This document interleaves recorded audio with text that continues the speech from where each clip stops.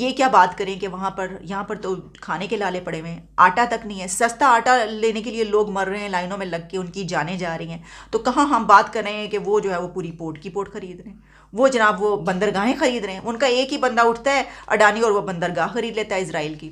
जहाँ जहाँ चाइनीज़ ने पैसा लगाया है बीआरआई में, सी पैक में, वो सारे के सारे जो एरियाज़ हैं वो देखें। मैंने रिसेंटली भी एक चाइना के ऊपर जो बात की थी, तो उसमें कहा था कि जो चाइना है वो उन मुल्कों में जाता है जो पॉलिटिकली वल्नरेबल होते हैं और जहाँ पे इकोनॉमीज़ कमज़ोर होती हैं। ठीक है, वहाँ पे जो चीज़ें ठीक नहीं थी वहाँ चूज़ करता है कि वहाँ उनको हिट करके अपने जाल के अंदर फंसाएं। This is what the Chinese want, this is what the Chinese have been doing. और इंडिया इस वक्त नो डाउट तारीफ करनी चाहिए। इंडिया इस वक्त जो है ना यूरोप को टफ टाइम दे रहा है। India and the Americans, they are going to supplement each other.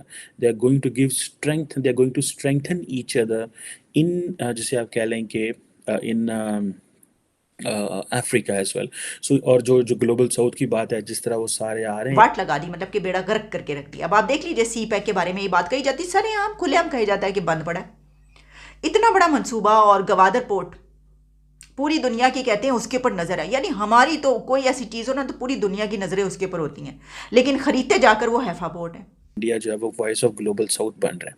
अब अमेरिकन कह रहे हैं कि हम इसमें पुश करेंगे।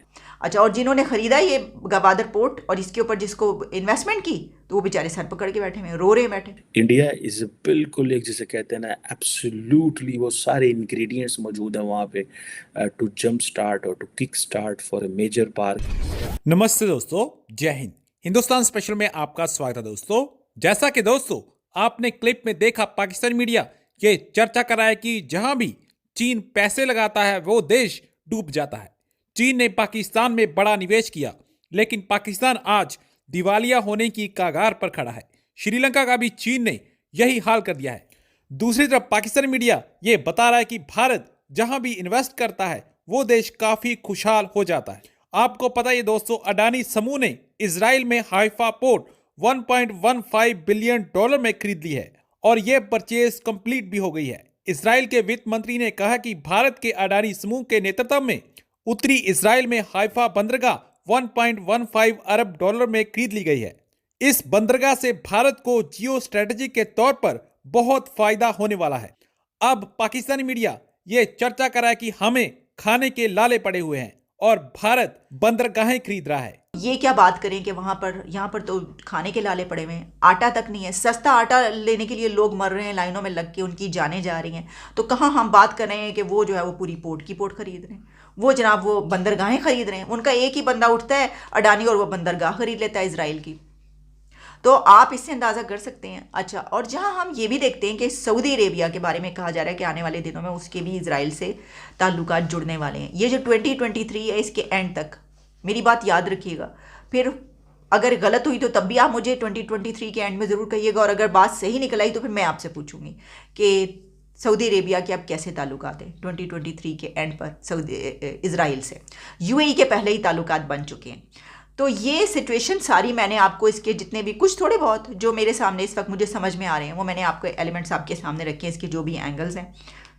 अच्छा, अगर हम ये देखें कि इसराइल को इससे क्या बेनिफिट्स हैं, देखिए बाकी तो मैंने कुछ बता दिए, म्यूचुअल बेनिफिट्स तो होते ही हैं ना, वो तो आपको पता है। उनकी भी ट्रेड बहुत ज़्यादा ओपन होगी, उनको भी इससे बहुत बेनिफिट्स मिलेंगे। लेकिन the country has been selling its state own ports and building new private docks in an effort to bring down cost and cut above average waiting times for vessels to unload. यानी Israel को भी इस वक्त ज़रूरत है इस चीज़, inflation या इस तरह की सिचुएशन है इकोनॉमी की, उसको ऊपर लाने के लिए, उसको बढ़ोतरी देने के लिए, उनके लिए भी ये एक ज़बरदस्त बात है। और वो यही वजह है कि अपनी पोर्ट्स को वो सेल करते हुए नज़र आ रहे हैं। About 99% of all goods move in and out of Israel by sea and port. Upgrades are needed to maintain economic growth. ये बात कही गई है। The entry of SIPG and the Adani-led group promises to boost Israel's standing as a regional trade hub. तो ना सिर्फ ये कि इंडिया के लिए ट्रेड हब बनेगा, बल्कि इसराइल का वो पोर्ट और वो एरिया जो है वो भी इसराइल के लिए एक ट्रेड हब बनने जा रहा है। तो बस ये सिचुएशन है। अगर हम अपनी पोर्ट की बात कर ले तो देखिए, हमारा तो जो सी पैक है उसकी क्या ही बात, जब वो स्टार्ट हुआ तो क्या कमाल का हमने कहा कि ये तो गेम चेंजर है।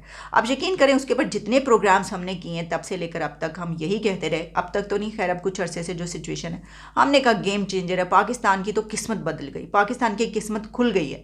और वाकई एरिया ऐसा ही है, पाकिस्तान के पास जो हमारे पास रिसोर्सेज हैं ज़मीन के अंदर, जो ख़जाने हैं और ज़मीन से बाहर भी, तो वो हमारी नगीने और जो हीरे मौजूद हैं इस मुल्क में, वो उन ख़जानों को किस तरह इस्तेमाल करते हैं कि वाट लगा दी, मतलब कि बेड़ा गर्क करके रख दिया। अब आप देख लीजिए, सी पैक के बारे में ये बात कही जाती, सरेआम खुलेआम कहा जाता है कि बंद पड़ा है। इतना बड़ा मंसूबा, और गवादर पोर्ट पूरी दुनिया की कहते हैं उसके ऊपर नज़र है, यानी हमारी तो कोई ऐसी चीज़ हो ना तो पूरी दुनिया की नज़रें उसके ऊपर होती हैं, लेकिन ख़रीदते जाकर वो हैफा पोर्ट है। ये देख लें आप। अच्छा, और जिन्होंने ख़रीदा ये गवादर पोर्ट और इसके ऊपर जिसको इन्वेस्टमेंट की, तो वो बेचारे सर पकड़ के बैठे हुए, रो रहे बैठे। अब दहशतगर्दी आप ख़त्म करेंगे तो वहाँ पे कुछ होगा। तो हमारे तो मसाइल ही इतने हैं, यानी वो ईंट खोदो तो मसला निकल आता है।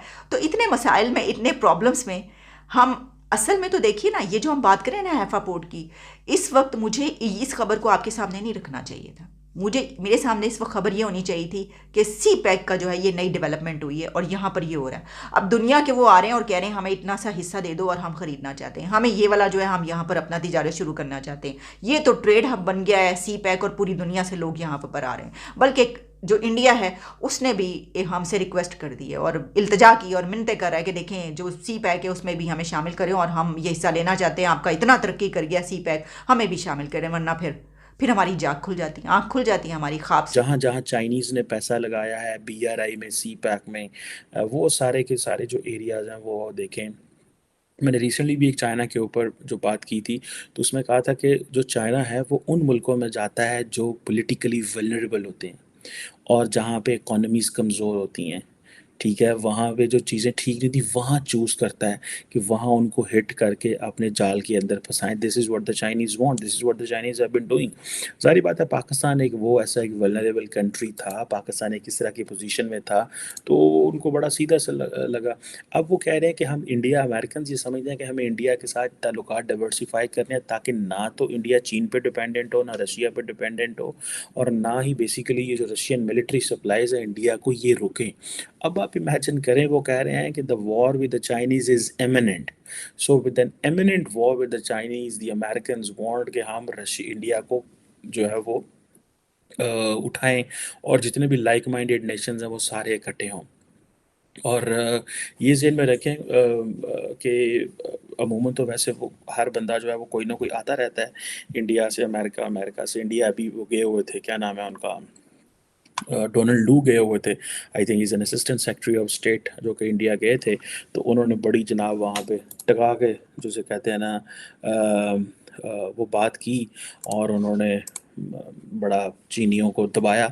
तो चीनियों ने बाकायदा उस पर प्रोटेस्ट किया कि डोनाल्ड लू क्यों कर रहे हैं। ये डोनाल्ड लू वही हैं जिनको जिनको हमारे साबिक़ वज़ीर आज़म इमरान खान साहब कहते थे कि पाकिस्तान में मेरी हुकूमत है, फटा चुका ना ले, ये डोनाल्ड लू साहब।